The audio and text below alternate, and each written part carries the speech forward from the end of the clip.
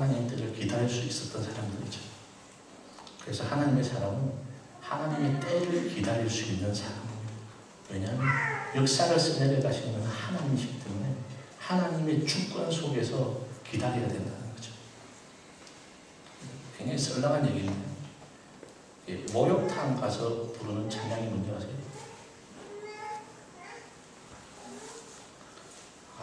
너무 썰렁하다. 이때라 이때라 하나님의 때를 기다리면서 하나님의 역사를 기대하는 것입니다. 유머가 좀 어렵죠? 계속 어렵네요. 모세는 애굽에서는 히브리나 자기 신분을 숨기고 공주의 아들로 어떻게 보면 거짓 행세를 한 거죠. 그죠? 가면을 쓰고 있었던 거죠. 이제 광야에서 녹동 생활을 하면서 진실하고 순수한 사람으로 빚어지고 있었던 거죠. 그리고 그는 혈기왕성하고 아주 감정의 기복이 있던 사람이었지만은 이제는 서서히 온유한 사람으로 변해가고 있었어요. 민수기 12장 3절에 보면 모세는 온유함이 지면의 어떤 사람보다 성하더라 이렇게 평가를 하죠. 그는 조급하고 참지 못하는 사람이었지만 광야에서 자기를 절제하는 인내심을 배웠다는 거죠. 두 번째는 홀로 있는 거예요. 그는 기약 없는 광야 생활 동안에 고독을 철저하게 맛보았습니다. 여러분 유학 생활 중에 정말 힘든 게 외로운 거예요. 홀로 있는 거예요. 모세 한번 보세요. 집안에 남자라고는 장인어른밖에 없어요. 늙었어요. 친구 될 만한 사람이 없어요. 그래서 하얄 수 없는 많은 날들을 허벌판에서 양들하고 얘기하다가 별들하고 얘기하다가 그렇게 지내는 거예요. 너무나 힘들었겠죠. 그런데 진짜 근데 모세는요, 이 고독한 시간들을 하나님 앞에 무릎 꿇고 하나님과 대화하는 시간을 가졌다. 하나님을 상고하는 시간을 가지게 만들 수밖에 없었다는 거죠. 그래서 자기를 비우고 철저하게 하나님만 의지하는 법을 배워나갈 수 있었다는 거죠. 하나님의 사람이 되려면요, 고독 가운데서 하나님 만나는 방법을 배우셔야 돼요. 하나님과 1대1로 만나는 여러분만의 골방이 있어야 돼요. 우리 주 예수님께서도요, 새벽 오히려 미명마다 한적한 곳에 나가서 기도하셨더라. 우리가 하나님을 교제를 통하여서 성령 충만을 얻을 수 있다는 거죠. 그래야 영성이 준비된 사람으로 거듭날 수 있습니다. 홀로 있을 때요, 하나님을 만날 수 있는 시간으로 변화시키세요. 전환시키세요. 외롭다 그러면 이제 하나님과 더 깊은 관계에 들어가 볼래요. 누구는 이제 그런 사람도 있을 거예요. 저는 혼자서도 잘 지내요. 자기가 왕따가 아닌지 돌아봐야죠. 성격이 안 좋아서 막 혼자 놀게 될 수밖에 없는 그런 거 말고요. 그냥 외로움은, 진짜 외로움을 쓰는 방법은요, 그냥 혼자 있는 것이 아니라 하나님 앞에 있는 거예요. 하나님 앞에 있는 거예요. 그래서 고독한 시간을 축복한 시간으로 바꿀 수 있다고요. 축복 가득한 시간으로요. 그리고 혼자 있기 위해서가 아니라 결국은 더 나은 공동체에서 함께 생활하기 위해서 하나님과 독대하는 시간이 필요하다는 거예요. 여러분의 어려움들을 축복으로 변화시킬 수 있어요. 그 다음 섬김입니다. 모세가 처가살이를 한 연수는 40년이 됐어요. 여러분, 남자분들 처가생활 40년 하고 생각해보세요. 겁나는 일이죠. 그야말로 양똥처럼 푹푹 썩었을 것 같아요, 속이. 그가 애국 궁전에 살 때는요, 종들이 잠자리 펴주고, 옷갈아 입혀주고, 빨래해주고, 모든 것을 성경을 받았잖아요. 모세가 뭘가 모자랐냐고 하나님이 생각하면 네가 섬기는 것을 경험을 안 해봤다는 거죠. 너 40년 동안 항상 네가 빨래하고 청소하고 네가 한번 해보라고. 유학생활도 마찬가지예요. 처음 집에 있을 때는 어머님이 뭐 밥도 해주고 빨래도 해주고 다 해주는데 오니까 내가 다 해야 돼. 런더리 돌리고 밥도 한번 해보고 뭐 다 해봤어요. 그래서 이제 좀 익숙해졌어. 1년이 가니까. 그랬더니 새로운 후배들이 오네. 또 다 해줘야 돼.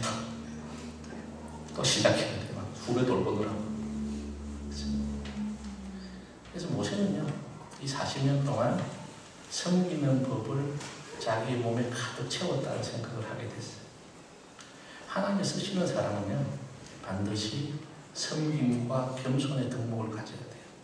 왜냐하면 예수님이 그렇게 하셨기 때문에요. 예수님께서 그렇게 하셨기 때문에. 하나님과 동등하시나 이 땅에 내려오신 분, 그게 바로 섬김을 위해서고 겸손을 나타내는 거죠. 목양. 제가 가장 바라는 영적 은사인데요. 공중생활에서 모세는 인간에 대한 이해를 잘 못했을 것 같아요. 높은 사람만 사는 것 같고 잘 먹고 잘 사는 사람이죠. 그래서 희생정신이 뭔지도 몰랐을 테고 다른 사람들 이해하는 것이 뭔지도 몰랐을 것 같아요.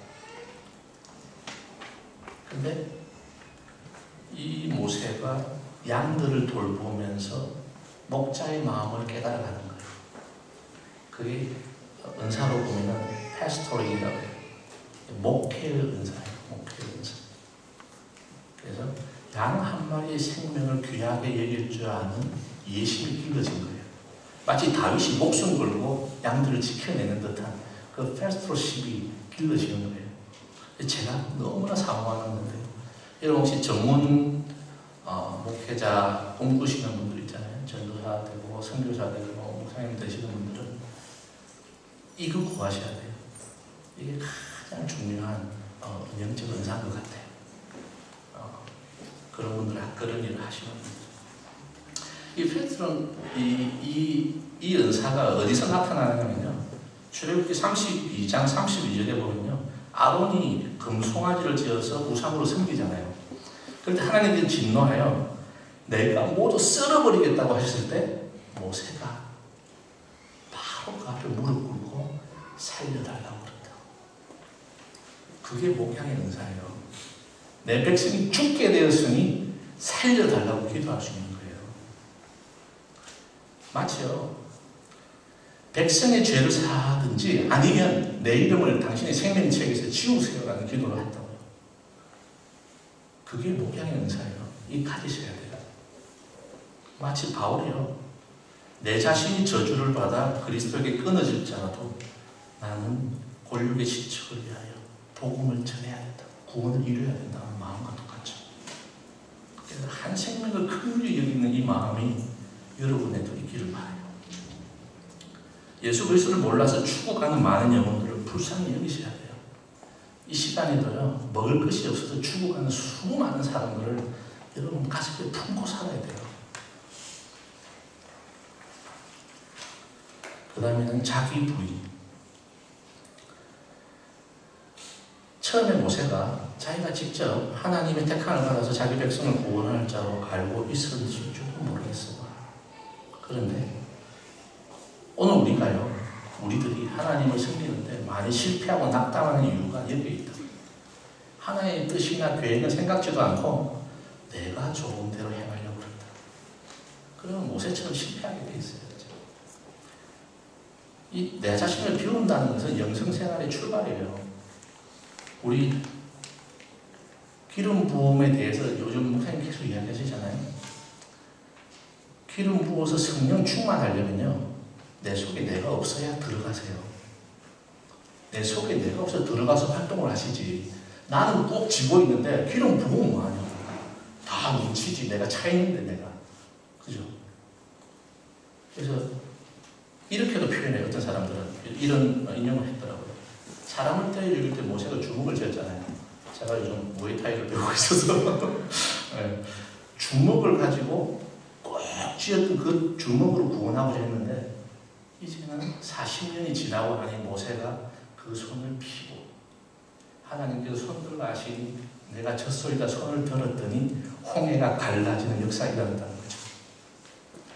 내가 손을 피고 주먹을 피고 손을 들었더니 젖소리를 했더니 손을 들 때마다 모든 전쟁에서 이겼더라.